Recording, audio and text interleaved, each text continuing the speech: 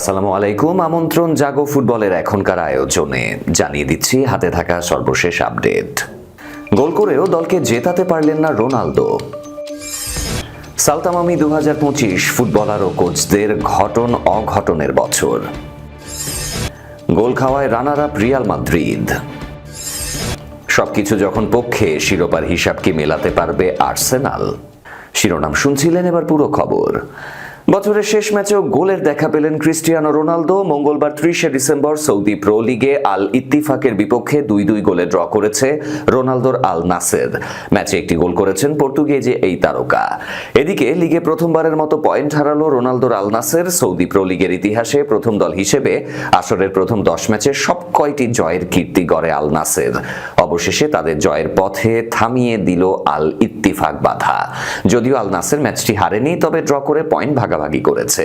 16 মিনিটে Dutch midfielder Jorginho উইজনালডামের গোলে এগিয়ে যায় আল ইত্তিফাক। 47তম মিনিটে আল নাসেরকে সমতায় ফেরান ছন্দে থাকা জোয়াও ফেলিক্স। 67তম মিনিটে রোনালদোর গোলে এগিয়ে যায় সফরকারীরা, যদিও এই গোলের কৃতিত্ব ফেলিক্সের। বক্সে হেডের চেষ্টায় মাটিতে পড়ে যান রোনালদো, এরপর উঠে দাঁড়ান তিনি। জটলার ভেতরে থেকে ফেলিক্সের শট রোনালদোর পিঠে লেগে দিক পাল্টে জালে জড়ায়। হাজার গোলের পথে ছুটে চলা রোনালদোর ক্যারিয়ারের গোল সংখ্যা 957। এই বছরে ক্লাব ও জাতীয় দলের হয়ে 46 ম্যাচে 41 গোল করে ফেলেছেন 40 বছর বয়সী পর্তুগিজ মহাতারকা। ম্যাচ শেষে 10 মিনিট আগে ওয়াইনালডাম আবারও গোল করে ইত্তিফাককে সমতায় ফেরায়। শেষ পর্যন্ত 2-2 ড্র নিয়ে মাঠ ছাড়ে দুই দল। 11 ম্যাচে 31 পয়েন্ট নিয়ে শীর্ষে আল নাসের, সমান ম্যাচে 16 পয়েন্ট নিয়ে 8 নম্বরে আল ইত্তিফাক। দূরের পাইন গাছটার দিকে স্থির দৃষ্টিতে তাকিয়ে আছেন মোহামেদ সালাহ। হাতে কফির মগ, তাতে কোনো মনোযোগ নেই। মিশরীয় ফরওয়ার্ডের চোখ আটকে আছে ঢাল বেয়ে লাফিয়ে বেড়ানো একটি কাঠ বিড়ালিতে। মুহূর্তটুকু নিঃশব্দ, মুক্ত, ঠিক যেমনটা তিনি নিজে হতে চান। হঠাৎ খেয়াল হয় কফি ঠান্ডা, খাওয়ার অনুপযোগী। তার জন্য থেমে থাকেনি, যেমনটা 2025ও থামেনি। সালার মতো অনেক ফুটবলারের জন্য 2025 বছর অস্থিরতার, অনিশ্চয়তার, আবার কারোর জন্য সাফল্যের ঝলকানিতে ভরা। কেউ হেঁটেছেন সুখে সুরঙ্গে, কেউ আটকে গেছেন হতাশার অন্ধকারে, কেউ দেখেছেন ক্যারিয়ারের শেষ প্রান্ত, কেউ বা নতুন ভোরের আলো। ইংলিশ ও ইউরোপিয়ান ফুটবলে আলোচিত ফুটবলার ও কোচদের জন্য 2025 কেমন ছিল, অম্লমধুর সেই গল্পগুলোকে ফিরে দেখা যাক। হ্যারি কেইন ভাঙল হতাশার ডেডলক। টটেনহ্যাম হটস্পার ও লেস্টার সিটি ঘুরে বুন্ডেসলিগা জায়ান্ট বায়ার্ন মিউনিক দীর্ঘযাত্রাতেও ট্রফিতে চুমু আঁকার স্বাদ পাননি ইংলিশ স্ট্রাইকার হ্যারি কেইন। সমালোচকরা তো বলেই দিয়েছিলেন কেইনকে দিয়ে গোল অ্যাসিস্ট যাই হোক, অন্তত ট্রফি জেতা হবে না। 2025 সালে সেই আফসোস সুখে রূপ নেয়। বায়ার্ন মিউনিখের হয়ে বুন্ডেসলিগা জেতা হয় কেইনের, অথচ তার আগে দেশ ও ক্লাবের জার্সিতে মোট 694টি ম্যাচ খেলা হয়েছিল 32 বছর বয়সী স্ট্রাইকারের। আফসোসের বিষয় হচ্ছে শিরোপা নির্ধারণের দিন স্টেডিয়ামে বসে খেলাটি উপভোগ করতে হয়েছিল কেইনকে। নিষেধাজ্ঞার কারণে লাইপজিগের বিপক্ষে সেদিন মাঠে নামা হয়নি তার। অবশ্য মৌসুম জুড়ে দুর্দান্ত ছিলেন তিনি। 31 ম্যাচে গোল 26টি, সব মিলিয়ে দুর্দান্ত বছর পার করেন। খুলেন গেরো।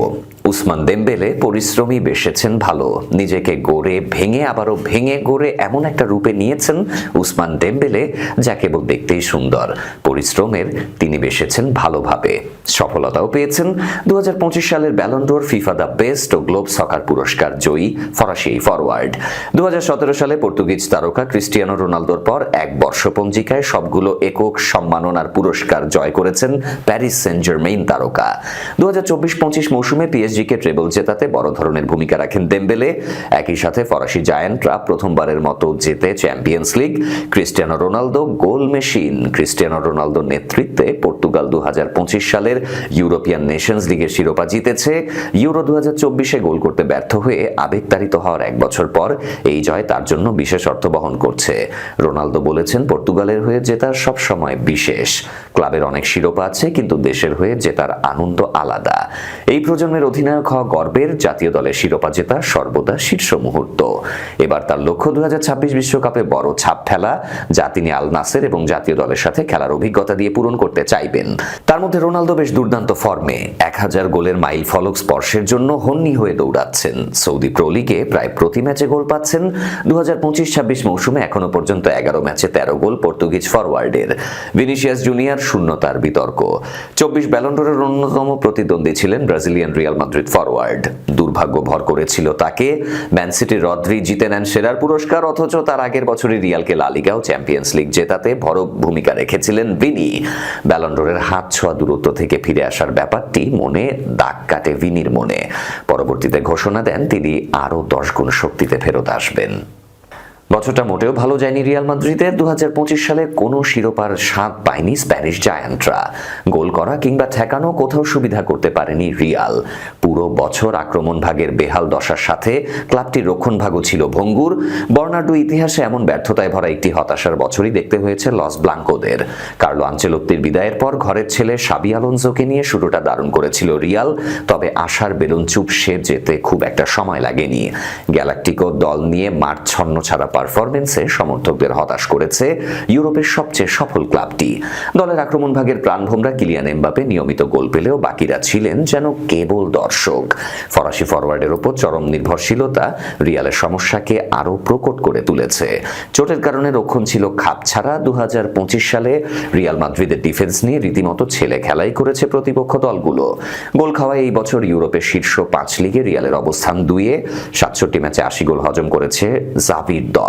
কিলিয়ান এমবাপে ভিনিসিয়াস জুনিয়রদের চেয়ে বেশি গোল হজম করেছে শুধু টটেনহ্যাম হটস্পার। ইংলিশ প্রিমিয়ার লিগের ক্লাবটির জালে 84 বার বল পাঠিয়েছে প্রতিপক্ষ। রিয়ালের গোলমুখ লক্ষ্য করে 793 শট নিয়েছে বিপক্ষ দলের ফুটবলাররা। রিয়ালের অবস্থা আরও বাজে হতে পারত, তবে ক্লাবটির গোলপোস্টের দেয়াল হয়ে সেটা হতে দেননি থিবো কোর্তোয়া। 2025 সালে 174টি সেভ করেছেন বেলজিয়ান গোলকিপার। ইউরোপের শীর্ষ 5 লিগে যা সর্বোচ্চ। অন্যান্য ক্লাবগুলোর থেকে গোল করাতে অনেক পিছিয়ে ছিল রিয়াল মাদ্রিদ। লা লিগায় 18 ম্যাচে রিয়ালের গোল 36টি, চির প্রতিদ্বন্দ্বী বার্সেলোনার চেয়ে যা 15 গোল কম। 36 গোল করতে এমবাপে ভিনিসিয়াসরা শট নিয়েছে 128টি। গোল করার হার মাত্র 28.12%, যেখানে বার্সার 136 শট নিয়ে গোল পাওয়ার হার 35.5%। এবছর গোল করার এই হারে ইউরোপের শীর্ষ 5 লিগের 66টি দল রিয়ালের চেয়ে এগিয়ে। মজার বিষয়, সবচেয়ে বেশি গোল হজম করে টটেনহ্যামই এই তালিকায় সবার উপরে 46.5%। শুধু লক্ষ্যে শট নেয়ার হিসেবে রিয়ালের উপরে আছে বার্সা 136 ও বায়ার্ন মিউনিখ 129। কোচের ওপর আস্থাহীনতা ক্রমশই প্রকট হচ্ছে। পাশাপাশি দলের ভেতরে আন্তঃকোন্দলের তো গুঞ্জন রয়ে গেছেই। সব মিলিয়ে পুরনো বছরের হতাশা ঝেড়ে নতুন করে বছরে সবকিছু শুরু করাটা রিয়ালের জন্য বড় চ্যালেঞ্জ। ডিসেম্বরের শুরুতে অ্যাস্টন ভিলার কাছে হারের পর আর্সেনালের পারফরমেন্স নিয়ে কিছুটা সংশয় তৈরি হয়েছিল। উলভস, এভারটন ও ব্রাইটনের বিপক্ষে অল্প ব্যবধানে জয় পেলেও তাদের পারফরমেন্সে প্রত্যাশিত দৃঢ়তা দেখা যায়নি। তবে গুরুত্বপূর্ণ সময় ফল আদায় করে নিয়ে শিরোপা লড়াইতে নিজেদের অবস্থান ধরে রাখে তারা। এই আবহে মঙ্গলবার রাতে এমিরেটস স্টেডিয়ামে দুর্দান্ত পারফরমেন্সে 4-1 গোলে অ্যাস্টন ভিলাকে হারিয়েছে আর্সেনাল। এতে দলটির প্রতি প্রত্যাশা বেড়েছে সমর্থকদের। দারুণ এই জয়ে প্রিমিয়ার লিগের শিরোপা দৌড়ে অন্য প্রতিদ্বন্দ্বীদের জন্য শক্ত বার্তা দিয়েছে মিকেল আর্তেতার দল। এই জয়ের ফলে 2026 সালের শুরুতে এবং লিগের দ্বিতীয়ার্ধে আর্সেনাল শীর্ষস্থানেই থাকছে। দ্বিতীয় স্থানে থাকা ম্যানচেস্টার সিটির চেয়ে তারা এগিয়ে 5 পয়েন্টে, আর ভিলা আছে আরও 1 পয়েন্ট পিছিয়ে। সাবেক ভিলা স্ট্রাইকার ডিওন ডাবলিনের মতে, আর্সেনালের কোচ থেকে শুরু করে খেলোয়াড় ও স্টাফ সবাই যেভাবে অবদান রাখছে তাতে মনে হচ্ছে সবকিছুই যেন তাদের পক্ষে যাচ্ছে। ম্যাচ অব দ্য ডে অনুষ্ঠানে সাবেক ইংল্যান্ড মিডফিল্ডার ড্যানি মার্ফিও বলেন, এটি ছিল আর্সেনালের শক্তিমত্তার বড় প্রদর্শনী। মান, শক্তি, বেঞ্চের গভীরতা সব স্পষ্ট এই ম্যাচে। তবে অতীত অভিজ্ঞতা আর্সেনালের সমর্থকদের কিছুটা সতর্ক থাকার শিক্ষা দিয়েছে। টানা 3 মৌসুমে রানার আপ হওয়ার পরও শেষ পর্যন্ত শিরোপা অধরাই থেকে গেছে। 2024 সালের পর থেকে আর লিগ জেতা হয়নি। এর আগেও এমন পরিস্থিতিতে ছিল আর্সেনাল। 2023 সালের শুরুতে তারা ছিল শীর্ষে, ম্যানচেস্টার সিটির চেয়ে 5 পয়েন্ট এগিয়ে, কিন্তু শেষ পর্যন্ত ট্রফি উঠেছে পেপ গার্দিওলার হাতে। একই ঘটনা ঘটেছিল 2002-03 মৌসুমে। পরিসংখ্যান বলছে আগে 6 বার ক্যালেন্ডার বছরের শেষে শীর্ষ থেকেও মাত্র একবার লিগ জিততে পেরেছে আর্সেনাল। তাই স্বাভাবিকভাবেই সমর্থকদের মধ্যে শঙ্কা আছে। সাবেক লিভারপুল ডিফেন্ডার জেমি ক্যারাগার মনে করেন এখনই নার্ভাস হওয়ার সময় নয়। তার মতে আসল চাপ আসে এপ্রিল ও মে মাসে, এখনো অনেক পথ বাকি। অন্যদিকে কোচ মিকেল আর্তেতা জানিয়েছেন, দল জানে সামনে পথ কতটা দীর্ঘ। 2025 সাল দারুণ কেটেছে, তবে 2026 সালে তারা কি চায় সেটাও পরিষ্কার। সেটি অর্জন করতে হলে আরো কঠোর পরিশ্রম করতে হবে। ভিলার বিপক্ষে ম্যাচে ম্যাচে দীর্ঘদিন পর একসঙ্গে সেন্টার ব্যাকে খেলেছেন গ্যাব্রিয়েল ও উইলিয়াম সালিবা। তাদের উপস্থিতিতে প্রথমার্ধে দৃঢ় রক্ষণ গড়ে তোলে আর্সেনাল। বিরতির পর গ্যাব্রিয়েলের গোলেই ভাঙে জট, এরপর আর পেছনে তাকাতে হয়নি। ড্যানি মার্ফির মতে এই জুটি আর্সেনালকে আত্মবিশ্বাস যোগায় এবং প্রতিপক্ষের জন্য জয়ের আবহ তৈরি করে। নিবিড় এবং শক্তিশালী রক্ষণী ভিলার বিপক্ষে দ্বিতীয়ার্ধের বিধ্বংসী পারফরমেন্সের ভিত্তি গড়েছিল। সব মিলিয়ে ভিলার বিপক্ষে এই জয় আর্সেনালের জন্য নানা দিক থেকে বড় অর্জন। তবে আর্তেতার ভাষায় এখনো অনেকটা পথ বাকি। ম্যান সিটি ও অ্যাস্টন ভিলা দুদলই পেছন থেকে চাপ সৃষ্টি করে যাচ্ছে। সিটির কাছে সুযোগ আছে ব্যবধান কমানোর, আর ভিলাও চাইবে এই হারকে সাময়িক ধাক্কা হিসেবে পেছনে ফেলতে। সব মিলিয়ে প্রশ্ন একটাই, এবার কি শেষ পর্যন্ত শিরোপার হিসাবটা মেলাতে পারবে গানাররা? এরই সাথে শেষ করব এখনকার জাগো ফুটবল। তার আগে শিরোনামগুলো আরো একবার। গোল করেও দলকে জেতাতে পারলেন না রোনালদো। সালতামামি 2025 ফুটবলার ও কোচদের ঘটন অঘটনের বছর। গোল খাওয়ায় রানার আপ রিয়াল মাদ্রিদ। সবকিছু যখন পক্ষে, শিরোপার হিসাব কি মেলাতে পারবে আর্সেনাল? এই ছিল আজকে জাগো ফুটবলে। ধন্যবাদ আমাদের সাথে থাকার জন্য। আল্লাহ হাফেজ।